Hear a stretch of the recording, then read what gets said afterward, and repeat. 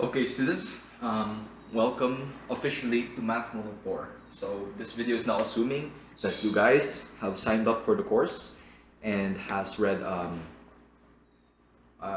we don't really have a course syllabus right now, but we will construct them soon.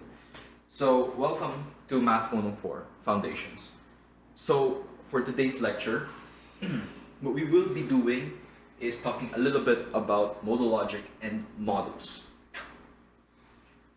Okay, so we're not going to go fully in-depth in modal logic, but we're just going to give you guys the basic gist of it and the most important one, which we're going to be employing throughout this course. And that important concept is the concept of a world. So let's begin. Let's begin by this operator, which is a box, and then I have a proposition P. Okay. Now what this means is necessarily P. This is equivalent to necessarily P.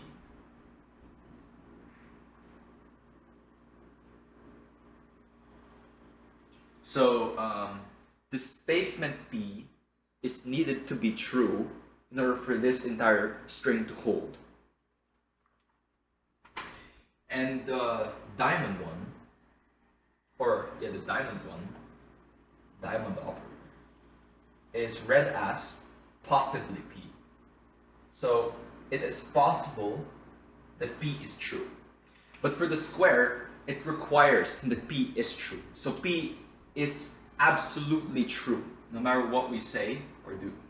So the equation 1 plus 1 equals 2, or 4 plus 1 is 5, is necessarily true. So it is necessary, so we say, it is necessary that 1 plus 1 equals 2. So no matter what rules we make, as long as this holds over the real numbers and the addition operator, this is necessarily true. It needs to be true so that our system doesn't fail. Now, possibly true is telling us that it doesn't always have to be true. There may be some instances wherein it isn't true. Now, Now we can express both of these as one another. So now I'm assuming you guys know a little bit about, of course, first order logic symbols. So we can express necessarily P in terms of possibly P, and necessarily P is expressed as negation. So not possibly. So it's not possible if P is not true. Okay. So it's not possible if P is not true. So when we negate this possibility of P being true when it is not true, so this statement tells us that P must be true, okay? Because we're saying that P is not necessarily true, right? It's not true, and it can't possibly be true, or it can't possibly be true when P is not true. So therefore, P must be true. So P is necessarily true. Okay. And so I suppose the truth value for this would be 1. If we assume 1 is true, 0 is false, this would be true. This would be a 1. And if we assume that this is possible, or it's possible that P is not true, then the truth value for this equation would be 0. It's false. It's not necessarily P anymore, it's just possibly P. Or it's just possible that P is not true. Okay. So, alright, so let's express possible P in terms of necessarily P. So, possibly P, it can be expressed as, so it's not necessarily that P is true. So this makes sense, because when we're saying possibly P, it's not possible P, possibly, we're saying that P doesn't always have to be true. So when we negate this operator, when we negate the necessity operator, we're saying, or when we're negating this string at least, we're saying that it's not necessary that P needs to be true. So actually it's saying here quite the contrary. It doesn't need to be that P is false all the time. So much like how we're applying it here also, we're saying here that it must be possibly true rather than only necessarily true. Of course, this is a negation operator. You can do a cross out here. But when it comes to these things, it's much more neater to express it in terms of the negation operator.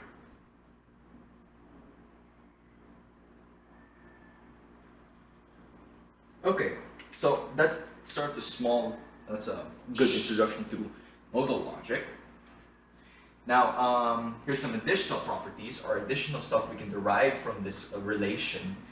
Now, this is not a precise equivalence class or equivalence relation, but I mean it is because it's an equality sign. Okay, so the first one is analyticity.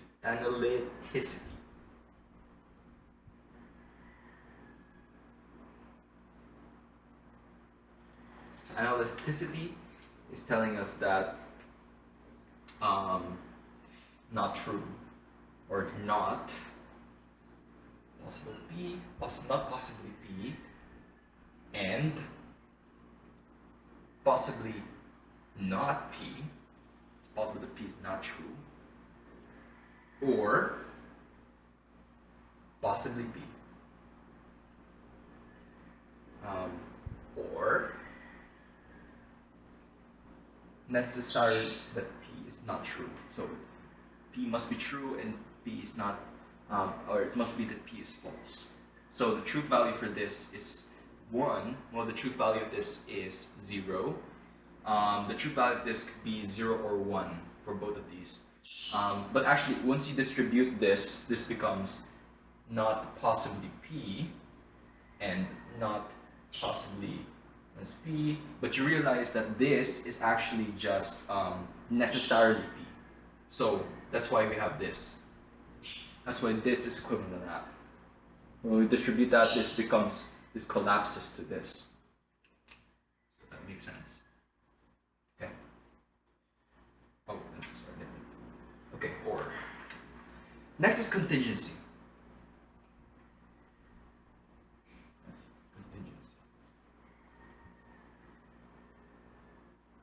Contingency. And that is possibly P. Now, what we're just saying here, analyticity, we're just sort of formalizing it or giving a name to the string, possibly P, and I mean necessarily P and possibly P. We're giving a name to both of these, okay? And other ways of expressing them, okay? So analyticity is the necessarily P thing, and also expressed as one of these things here. I didn't write this term a while ago, about possibly not. It's the same thing anyway. Yeah, possibly it's not possible that P is true, so therefore P must be false. It's just the converse of, not necessarily not P. It's just the converse of it, or the sort of reverse of it, but works the same way. Okay, so contingency is possibly P and possibly not P or P is false, or this not and then the P, or possibly not P. Now this is just basically our possibly P. We're giving or assigning a name, and we're doing the converse of this now in terms of, so now we're expressing this or giving a name to us expressing possibly P in terms of necessarily P, like how in analyticity we expressed possibly P in terms, necessarily P in terms of possibly P. Okay, so now we have impossibility. That's the last one, and impossibility is the easiest to understand. And that's just, we're just negating the original strings. So not possibly, it's not possible that P is true. And the second string, or it's necessary that P is not true. So what we're saying here is that the proposition P is not true at all, or cannot possibly be true. So the truth value for both of these are 0 already. There's no ambiguity here. So this one here, so it's saying that it's necessary that P is false. So it's all 0 here. If here, the truth value for P is 1, and 1 here is 0, and the converse 0 and 1, both of these is just 0. Because it's impossible that P is true using the string, or when we say the string. Okay? Now, if you guys don't understand, a string is just us putting symbols together. Okay? So we think of these guys, we think of, say, the number 1, 2, 3, 4 in foundations as just strings of numbers. Okay? Or these strings are not really strings of numbers, but symbols for numbers. So they're just their own object. They're not, their form could be expressed as some quantity or related to some object or mathematical object or part of a set. Or they can just be their own abstract objects. So yeah. Now let's interpret possibly P and necessarily P in terms of a nice perspective that I wanted to talk about in the beginning, but of course it's good to lay down the strict version of it, or the strict definition of it. So let's talk about possible worlds. Now you guys know about possible worlds. Possible worlds. It's quite literal. The meaning of possible worlds is quite literal. We're talking about possible worlds. So maybe a possible world, an example of a possible world would be, I suppose, the universe of The Purge, wherein America was overrun by a new government and stuff like that back in 2014. Or maybe if the Japanese won World War II. So that's an example of a possible world. So what could have happened in history, or what could have happened up to the present that changed everything, or changed something. Maybe there's a different, or maybe it's that h bar so happens to not be h over 2 pi. Or maybe it is that the Laplacian is not expressed in terms like this. Or it's not expressed like this. Or maybe it's wherein Leibniz so happened to have invented calculus first and was the one who became popular.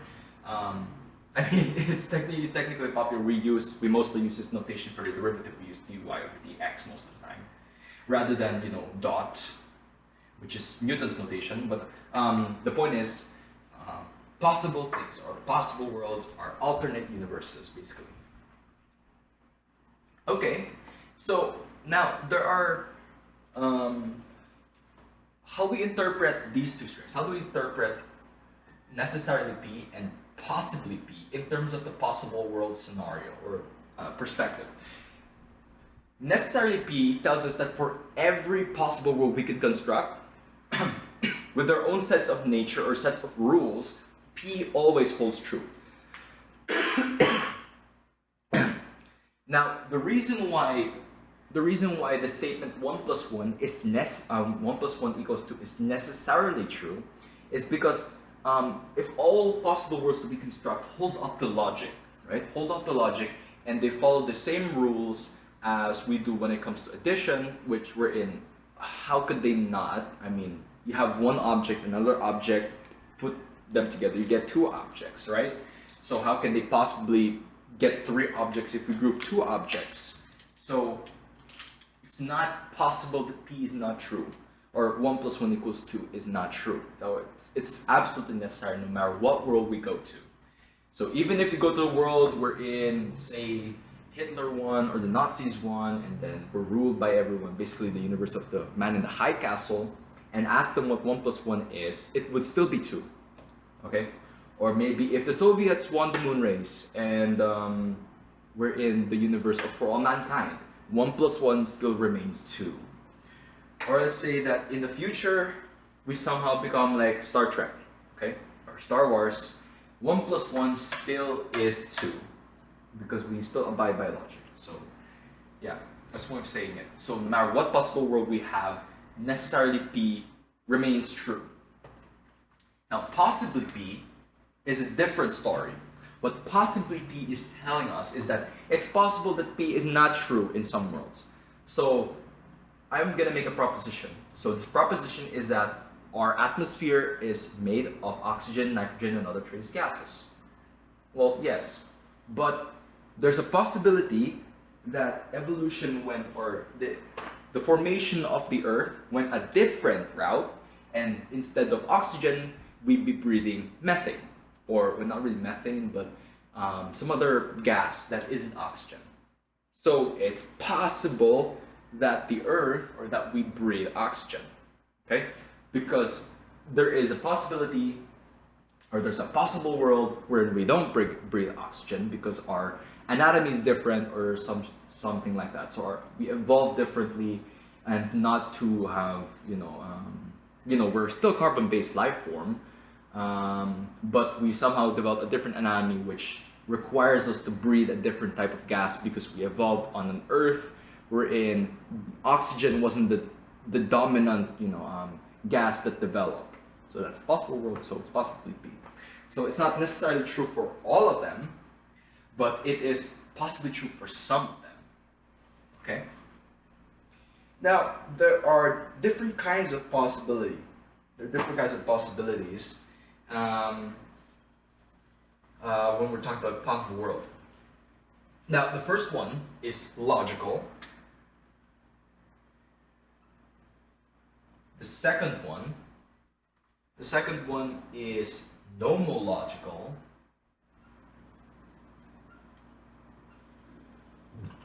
And the third one is temporal.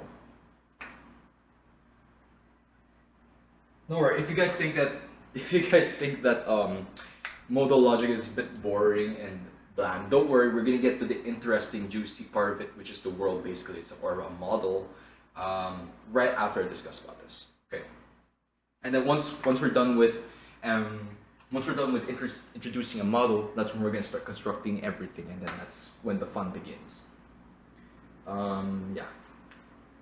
Okay, so the first one, logical, is fixed given the laws of logic. So the proposition 1 + 1 = 2, I know that's a favorite example of mine, but it's the simplest and it makes the most sense.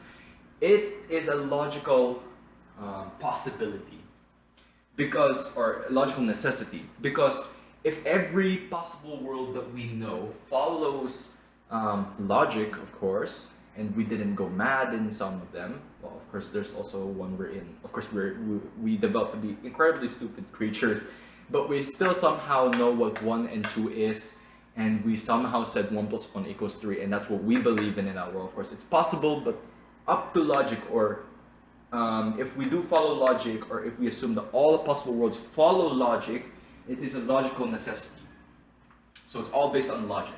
So the truths are decided by logic, or the laws rather. So in this case, no contradictions are allowed. Okay?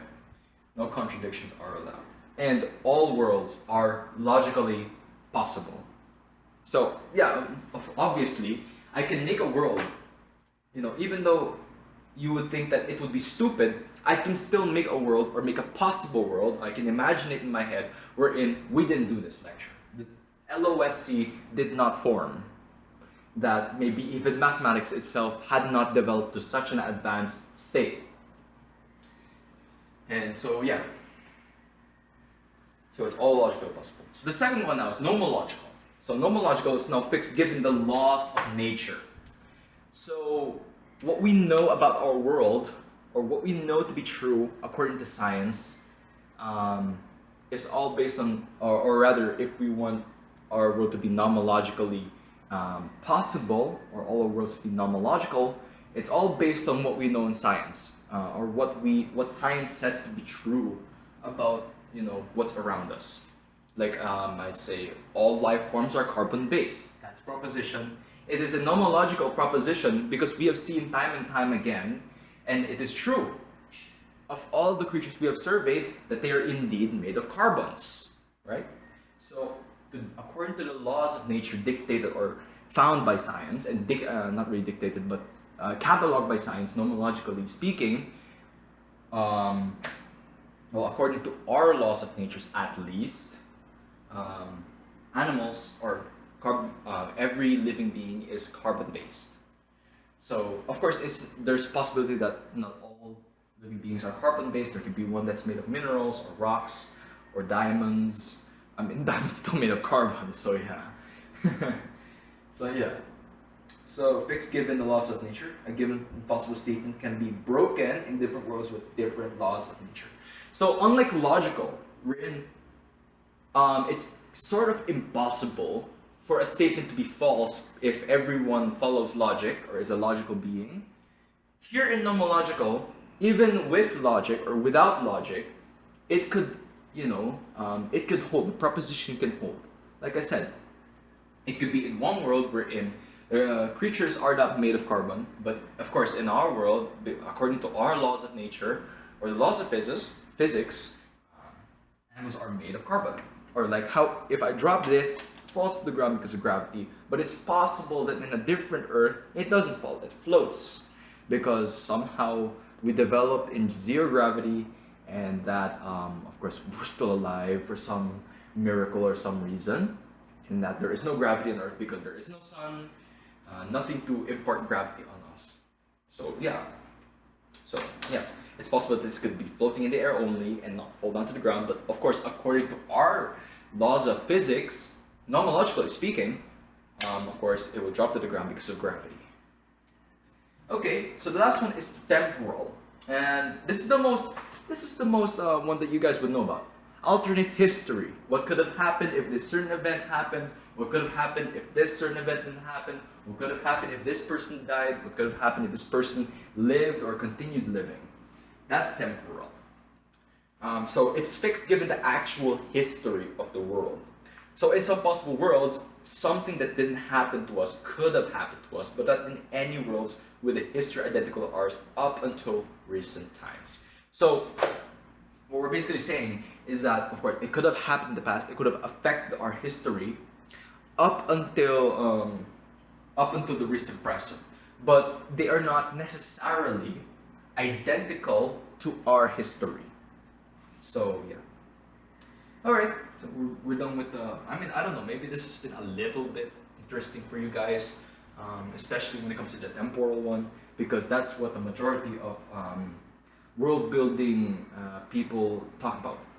World building people who works in world building are technically modal logicians because they construct possible worlds wherein this thing happened or in that thing happened, this person died, that person continued living, or this phenomena was discovered and it was cataloged by science or something like that. So by stretch of logic, people who do world building exercises or who are world builders themselves are technically modal logicians. Okay, so let's get into the meat of this lecture, or the first meat of this lecture, and that is the model. M-O-D-E-L, the model. So what is a model? So, alright, this is where a little bit of our abstract algebra can apply. So a model, so let's put here definition. A model is a structure. This, so left angle bracket, W, R, and then some A, so close. So it's a triplet with R, a binary relation,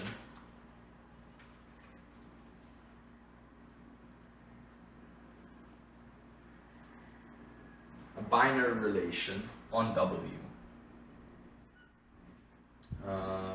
And W is the set of all possible worlds.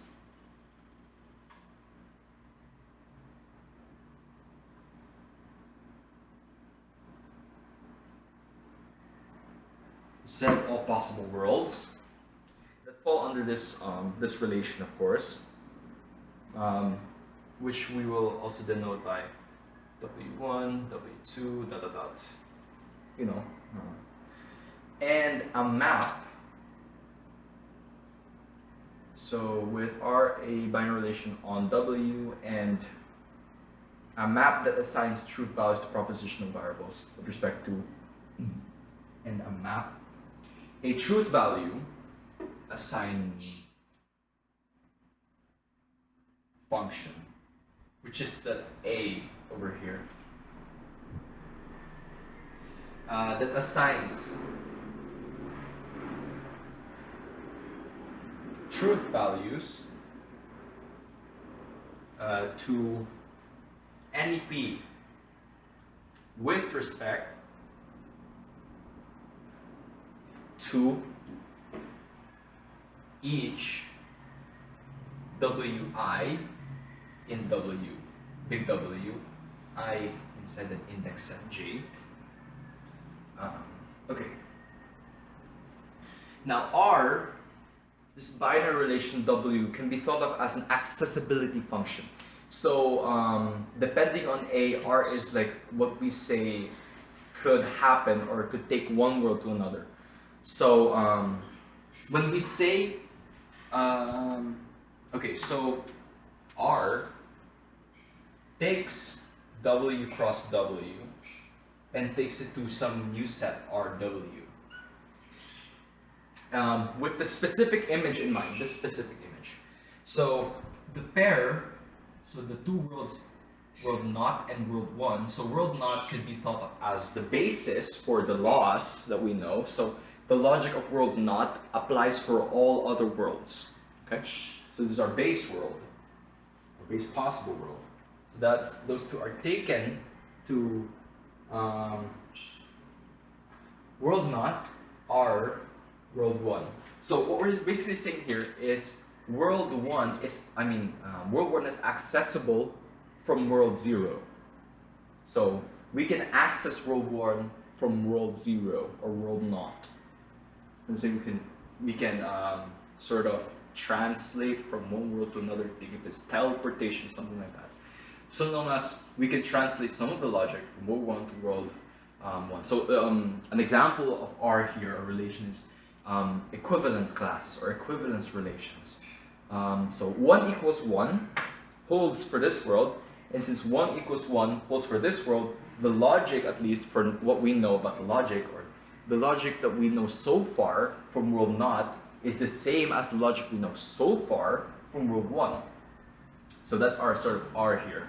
R is telling us that the logic from both of these guys, or the logic that we know so far from both of these guys, are the same. So that's one example of R. So we are restricting our possible worlds to only those that can be true relative to the laws of world zero. So that's what I said a while ago. All worlds, or the laws of every other world, so world 1, world 2, world 3, on and on, are all based on world naught. So the rules of world naught applies for all other worlds. And that's when we know that R can exist. Because, of course, if, for example, one of these worlds do not have the same logic as world naught, or have the same laws, this relation fails. Or this R would not be able to exist between these two, and our model would fail. So it must be that all logic carries over from world naught. It is. So it's a structure. Model is a structure. Okay, so now we've constructed the model. So how do we apply this in our theory? So one example of this is, of course, the entirety of we can think maybe position theory. We know there's a theorem there that states that a position state can be separated into a linear combination of some basis states, or base states. Linear combination of them, scaled.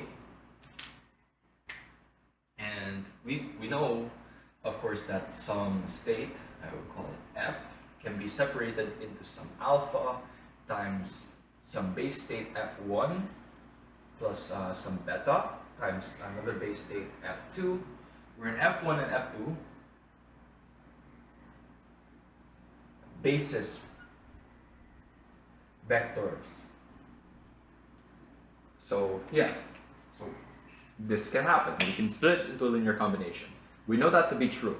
So for any possible vector space that we can construct, those would be our possible worlds. It follows that if they fall under position theory, or their elements are somewhat similar or directly the same as the elements of the vector space or primary vector space where these rules happen, or these rules are true, then it must be that they're also true. Right? Because our model suggests, or our model for position theory suggests that this is true. Okay? Or it posits that this is true because we've proven it and stuff like that. And likewise, another example is in relationship theory. Okay, so I have a 3p relationship, 3p mono, 3p poly.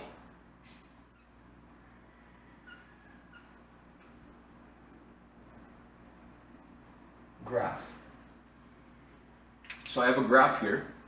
And you know that, well, of course, it looks a bit like a triangle. We can sort of deform it. It always would kind of look like a triangle unless we make this go here. Now it follows that any other three-dimensional, under our model of relationship theory, it follows that any graph who has nodes that are all interconnected, and those are 3 nodes, we know that that would be a 3D poly relationship.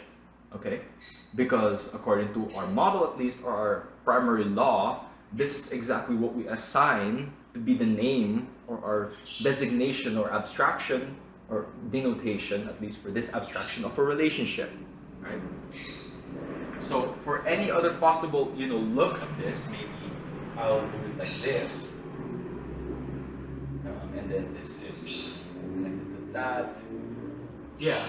This would still be a 3p poly relationship, even though it looks different than this, because this also falls under the same model. Okay. Now, another example, I believe, would be in a recent one, I think, on homotopy, especially homotopy. Okay, so, or in topology, perhaps. So I have a genus 1 surface. And then I have something that sort of looks like a bit like it, but it still has one hole. Now, it tells me that under homeomorphism, we can take this to this, and it's essentially the same under a continuous deformation or homeomorphism. So, it holds that these two are both of genus 1.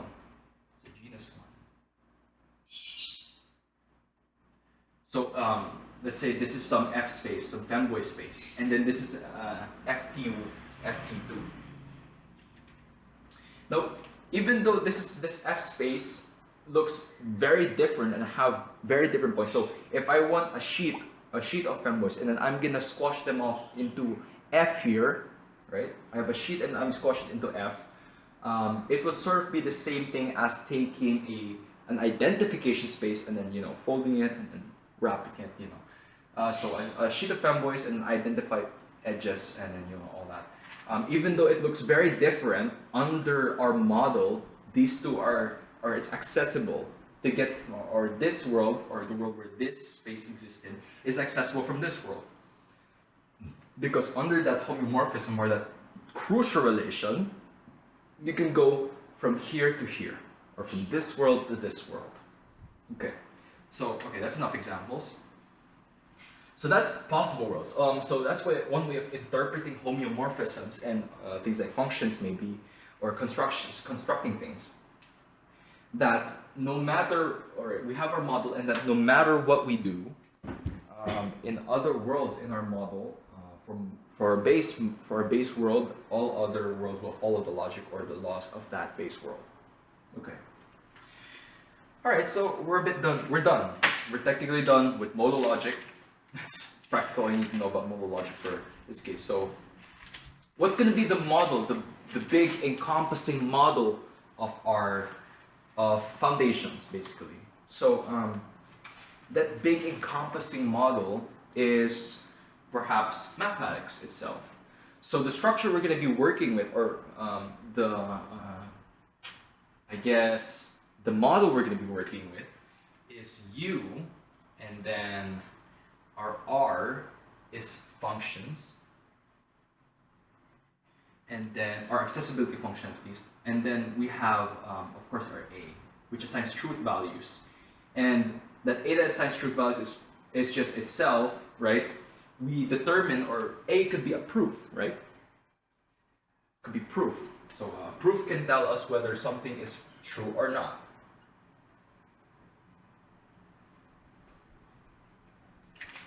Or not really function, but maps. So it takes us from one set of objects to another, or a morphism. So thinking of this in the category theory sense of things, it could be a functor. So our accessibility function could be a functor, and then our A here is, you know, proof for theorems and stuff, and then U is the set of all objects that we have. Okay, so